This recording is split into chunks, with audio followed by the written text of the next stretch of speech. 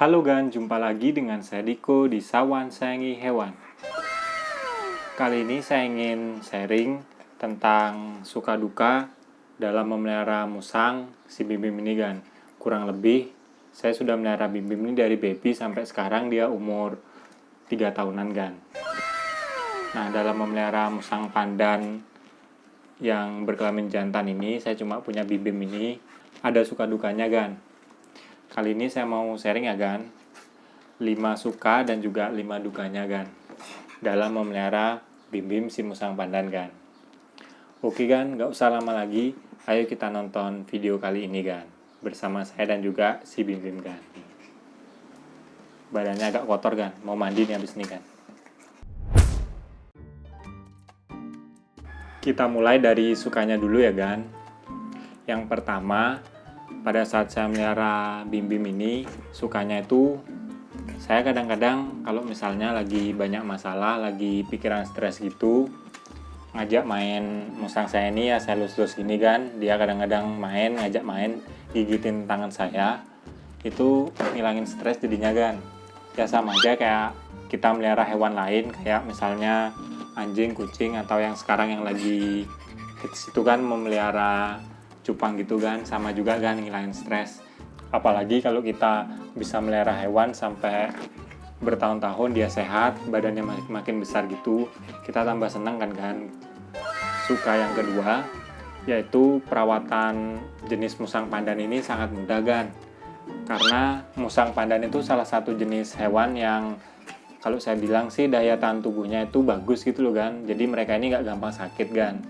Selama kita perhatikan aja kandangnya selalu bersih, sama makanannya selalu kita kasih yang bagus, yang segar gitu, pasti badannya akan sehat kan.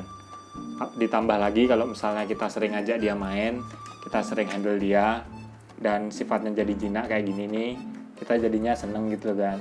Ya intinya kalau kita memelihara musang pandan ini, yang paling penting kita harus rajin dan rutin kan. Jadi rajin merawat, yang bukan hanya merawat musangnya ya, juga rajin kita kayak membersihkan kandang, kayak ngasih makan yang bagus, pasti hewan kita ini akan sehat selalu kan. Suka yang ketiga, makan musang pandan ini sangat mudah kita cari kan. Seperti di video saya yang sebelumnya kan, tentang makanan Bim Bim, itu sangat mudah sekali ditemukan kan. Kalau misalnya daging-dagingan tuh paling cuma nasi sama telur gitu, kadang-kadang juga diselang-seling kayak cat food kering, itu aja sih kan. Kalau buah-buahnya kita bisa kasih pisang atau pepaya, sangat mudah kan. Misalkan kita memelihara musang, hampir di semua daerah Indonesia itu kita bisa lah kan, karena sumber makanannya itu sangat mudah ditemukan kan. Yang keempat, kalau saya bandingkan kotoran musang pandan ini dengan hewan lain kayak kucing dan anjing, kotoran atau pup musang itu, yang musang pandan ini ya kan, paling nggak berbau kan. Ya makanya mungkin kalau misalnya musang gini makan biji kopi, keluarnya kopi, karena mungkin pencernaan mereka itu kurang bisa mencerna makannya dengan full gitu loh kan, nggak kayak hewan-hewan lain. Jadi misalnya dia makan buah pisang, yang keluar pasti pisangnya masih tetap berbentuk pisang kan, cuma agak hancur, jadi nggak terlalu berbau lah kan. Dan juga kalau misalnya dia makan kayak telur gitu, ya keluarnya masih kayak berbentuk telur gitu kan, jadi nggak terlalu amis gitu loh kan baunya. Paling baunya ya karena memang telur kan kalau didiemin lama-lama dia agak amis ya, kayak gitu udah baunya kan. Jadi kalau buat agan yang pengen melihara hewan tapi kadang-kadang risih dengan bau hewannya itu, maksudnya bau pupnya itu kan, karena mungkin terlalu bau gitu ya, jadi saya saranin agar bisa melihara musang pandan ini kan, karena pupnya itu dibandingkan hewan lain nggak terlalu bau kan. Yang terakhir, asal kita beli musang pandan itu dari masih baby, dan juga kita beli hasil dari ternakan kan, bukan dari hasil tangkapan liar ya kan. Kalau saya ngerasa sih musang kita itu pasti akan sehat selalu kan. Ya paling masalahnya di musang atau penyakitnya di musang pandan itu, kalau saya ngerasa sih cuma dua kan. Yang pertama itu dia tuh kadang-kadang jamuran, dan juga badannya tuh bulunya rontok. Ya kalau udah gitu, yang paling mudah itu agan sering aja kasih minyak ikan dan juga sering mandiin kan. Lalu agan coba makan musang pandan itu banyain aja makanan kayak buah-buahan gitu kan, pasti musangnya tuh sehat selalu kan. Karena selama saya 3 tahun memelihara musang pandan ini, itu hampir dia nggak pernah sakit yang aneh-aneh kan. Palingnya itu aja, kadang-kadang badannya jamur, kadang-kadang bulunya rontok. Kalau saya mandiin dan kasih minyak ikan tuh, beberapa minggu itu udah bagus lagi dah badannya gitu loh kan. Oke kan, tadi itu sukanya, sekarang kita lanjut dukanya dalam memelihara musang pandan ya kan. Duka yang pertama itu yaitu kalau misalnya musang kita itu lagi stres atau lagi birahi, itu kadang-kadang kita susah dalam memelihara musang kan. Karena apa? Kalau musang yang stres atau birahi itu biasanya dia tuh kan nggak mau anteng gitu loh kan, pokoknya agresif terus kan. Jadi misalnya kita kasih makan itu kadang-kadang makannya nggak dihabisin, sama kadang-kadang kita mau bersihin kandangnya itu kita agak susah karena setiap kita deketin dia kayak mau gigit beneran, yaitu sih dukanya kan.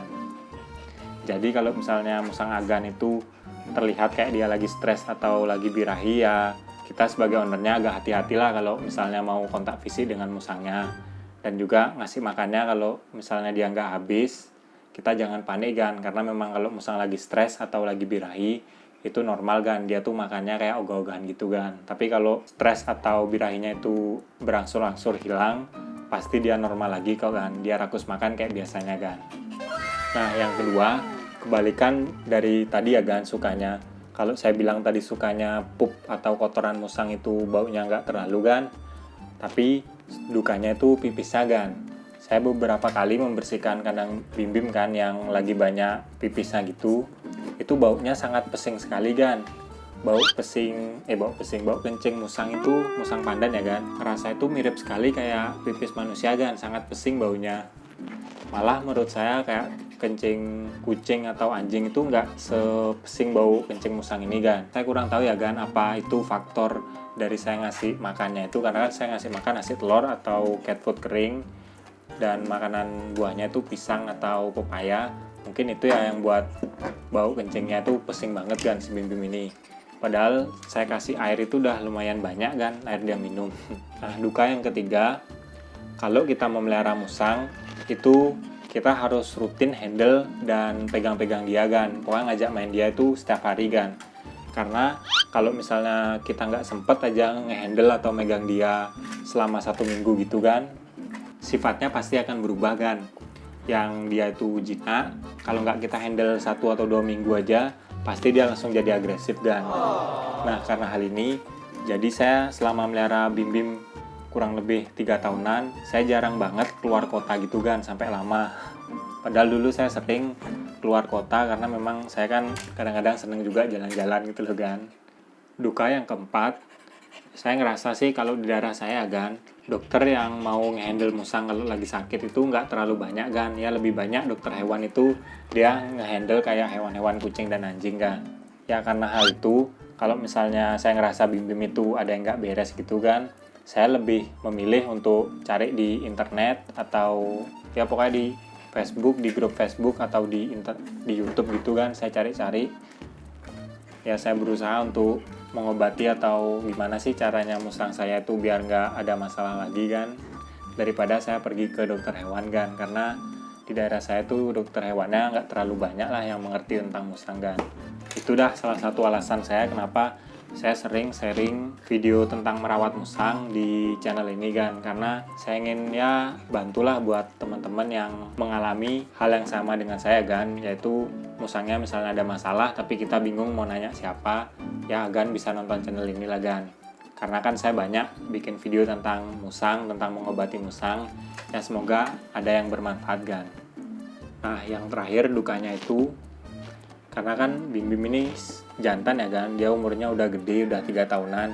Seharusnya dia tuh udah kawin mungkin setahun yang lalu kan. Tapi karena salah saya sih kan, dulu beli musang pandan itu cuma 1 jantan aja. Seharusnya kan saya beli 1 pasang gitu kan, biar kalau gede itu bisa dikawinin. Jadi sekarang agak susah untuk mengawinkan si bim-bim kan. Nah buat agan yang tinggal di daerah Denpasar dan punya musang pandan betina segede bim-bim gini, kalau beratnya sih kurang lebih 9 kiloan lah kan, ya bisalah kontak saya, siapa tahu kita bisa besanan kan. Oke kan, sekian dulu video dari saya tentang suka duka dalam memelihara bim-bim kan. Ya namanya kita memelihara hewan pasti nggak selamanya enak kan, ada susahnya. Nah, makanya buat Agan yang baru pertama kali memelihara musang, itu dipikirin hal-hal tadi ya Gan. Semoga bisa jadi pertimbangan Agan, karena kita memelihara hewan itu bukan kita memelihara barang ya Gan. Jadi kita harus berusaha merawat dia sampai akhir hayatnya gitu loh Gan. Ya, kita anggaplah kayak bagian dari keluarga kita gitu loh Gan. Kalau kita sayang sama mereka, saya yakin musang Agan itu juga pasti akan sayang kepada Agan gitu loh. Oke Gan, sekian dulu video dari saya hari ini. Kalau Agan suka sama video ini, jangan lupa like dan juga subscribe. Dan kalau Agan punya pertanyaan tentang hewan yang saya pelihara, langsung aja komen di bawah Gan. Nanti kalau pertanyaan bagus, saya pasti buatin videonya Gan.